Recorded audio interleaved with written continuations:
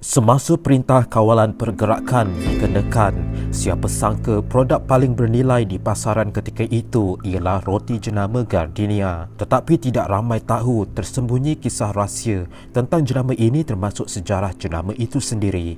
Pada tahun 90-an, tak sah jika tidak melihat sorotan iklan komersial Gardenia yang sangat terkenal dengan slogan terkenalnya, "Gardenia sungguh enak dimakan begitu saja." Ini berikutan rasa rotinya yang lebih lembut dan berbeza daripada rasa mana-mana jenama roti lain di pasaran. Formula yang digunakan Gardenia dalam mencipta resepinya yang tersendiri itu dikenali sebagai resepi Uncle Slocum, bersempena nama salah seorang pengasasnya yang bernama Horatio C. Slocum. Slocum berasal dari Amerika Utara sebagai seorang pengasas jenama roti terkemuka. Sudah tentulah latar belakangnya juga bukan calang-calang orangnya. Ketika beliau membuka salah satu rangkaian perniagaan kedai roti yang terkenal di Amerika, beliau sudah memiliki pengalaman sebagai pembuat roti selama 36 tahun. Jadi bagaimana jenama Gardenia itu muncul?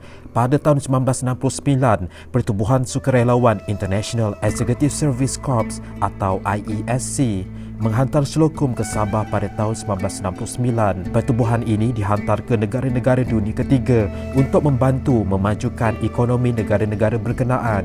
Semasa di Malaysia, Slocum bertanggungjawab mengajar para pengusaha tempatan di Sabah tentang cara membuat roti berdasarkan resepinya sendiri. Dari sinilah jenama roti itu bermula, memandangkan jasanya yang besar dalam membantu anak tempatan berjaya sebagai usahawan industri makanan. Slogan resepi asal Uncle Slocum kekal digunakan sehingga ke hari ini. Terdapat dua versi siapa pengasas Gardenia. Satu versi mengatakan Slocum yang bertanggungjawab membina syarikat di Malaysia pada tahun 1969, manakala satu lagi versi menyatakan pembabitan seorang lagi tokoh terlibat iaitu Datuk Wong Zifat. Gardenia dikatakan diasaskan oleh mereka dan seorang lagi pakar makanan bernama Jim Humphreys pada tahun 1969 dengan bantuan dana khas IESC, memandangkan perniagaan bakery di Malaysia masih baru ketika itu. Datuk Zifat sudah berkecimpung dalam dunia perniagaan sejak dari remaja lagi. Pada usia remajanya, beliau menjadi ketua keluarga dan mengambil alih pengurusan kedai kopi milik bapanya. Dari situ, ia diubah menjadi jenama pasaraya yang dikenali di Sabah iaitu Tong Hing Supermarket. Dengan lebihan wang yang ada, beliau mula mengembangkan perniagaannya ke bidang-bidang lain termasuk bakery. Hidangan sandwich ala Amerika Syarikat diperkenalkan bukan sahaja di pasaraya miliknya tetapi dijual sebagai makanan penerbangan untuk Royal Brunei Airlines dan Korean Air. Tetapi dengan perniagaan yang semakin pesat membangun, Datuk Zifat tahu beliau memerlukan bantuan untuk memenuhi permintaan pelanggan terhadap roti. Itu yang membawa kepada penumbuhan Gardenia seperti yang dinyatakan. Begitupun Datuk Zifat tidak mahu berhenti di situ saja. Pada tahun 1981, beliau bekerjasama dengan Pepsi di mana perjanjian tersebut membenarkan Gardenia menjual minuman ringan di Malaysia Timur dan memperkenalkan aiskrim jenama berkenaan. Empire Gardenia kemudiannya berkembang ke semenanjung Malaysia, Singapura dan negara-negara Asia Tenggara lain. 3 tahun kemudian, Datuk Zifat memutuskan untuk menjual beberapa operasi syarikat Gardenia kepada sebuah syarikat multinasional iaitu QAF Limited. QAF Limited bukan nama asing dalam industri makanan Asia Tenggara kerana merupakan pengimport makanan terbesar di Singapura dan Malaysia. Sejak itulah syarikat Gardenia yang berpangkalan di semenanjung Malaysia kini dikenali sebagai Gardenia Bakeries KL Sendirian Berhad dan mempunyai operasi berbeza dengan Gardenia di Sabah. Dan itu juga menjelaskan mengapa harga dan rasa roti Gardenia berbeza di semenanjung Malaysia dan Sabah. Ini kerana syarikat tersebut telah menambah baik resepi pembuatan roti Slocum bagi menjadikan ia lebih lembut dan enak dimakan. Justru tidak hairanlah mengapa penduduk Sabah dan Sarawak memastikan sebelum kembali ke negeri masing-masing, roti Gardenia di semenanjung Malaysia antara benda wajib yang perlu didapatkan. Perbezaan dua syarikat Gardenia ini juga telah mencetuskan kekeliruan dalam kalangan pengguna di Malaysia.